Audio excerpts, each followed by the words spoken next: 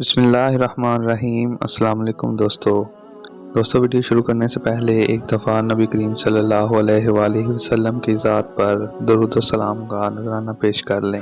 اللہم صلی علی محمد وعلی آل محمد۔ دوستو، جس طرح آپ کو معلوم ہے کہ پچھلی ویڈیو میں حضرت موسیٰ علیہ السلام کی پیدائش کا واقعہ بیان کیا گیا تھا، یہ اسی سلسلے کی دوسری ویڈیو ہے جس میں ایک بڑھئی کے اندھا اور گونگا ہونے کا واقعہ ہے۔ بڑھئی یعنی لکڑی کے کام کرنے والا۔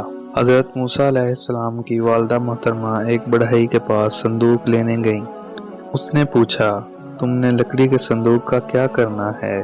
تو انہوں نے سچ بتا دیا کہ اپنے بیٹے کو اس میں ڈال کر دریا میں ڈالنا ہے، ہو سکتا ہے وہ فرعونیوں سے بچ جائے۔ اس بڑھئی نے ان کو صندوق تو بیچ دیا، لیکن اس کی نیت خراب ہو گئی اور وہ فرعون کے ان بے رحم جلادوں کے پاس پہنچ گیا جو بنی اسرائیل کے بچوں کو ذبح کرنے پر مقرر تھے تاکہ انہیں نئے پیدا ہونے والے بچے کے بارے میں بتا سکے۔ جب بڑھئی کا ان کے پاس پہنچا تو اللہ تعالیٰ نے اس کی زبان بند کر دی۔ اس نے ہاتھ کے اشارے سے سمجھانا چاہا تو فرعونیوں نے اسے پاگل سمجھ کر مارا اور وہاں سے بھگا دیا۔ جب وہ واپس اپنے گھر پہنچا تو اللہ تعالیٰ نے اس کی زبان کھول دی۔ وہ دوبارہ فرعونیوں کی طرف گیا تاکہ انہیں بتا سکے، مگر پھر گونگا ہو گیا۔ ہاتھوں کے اشارے کرنے کی وجہ سے انہوں نے پاگل سمجھتے ہوئے اسے دوبارہ مارا۔ جب وہ گھر لوٹا تو اس کی زبان پھر ٹھیک ہو گئی۔ جب وہ تیسری مرتبہ انہیں بتانے کے لیے پہنچا تو زبان پھر بند ہو گئی اور اندھا بھی ہو گیا۔ فرعونیوں نے پٹائی کر کے پھر اسے بھگا دیا۔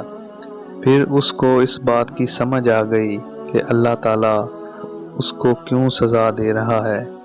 اس نے سچے دل سے توبہ کی اور بولا، یا اللہ، اگر تم مجھے اب کی بار زبان اور بینائی دے دے گا تو پھر کسی کو اس بچے یعنی حضرت موسیٰ علیہ السلام کے بارے میں نہیں بتاؤں گا۔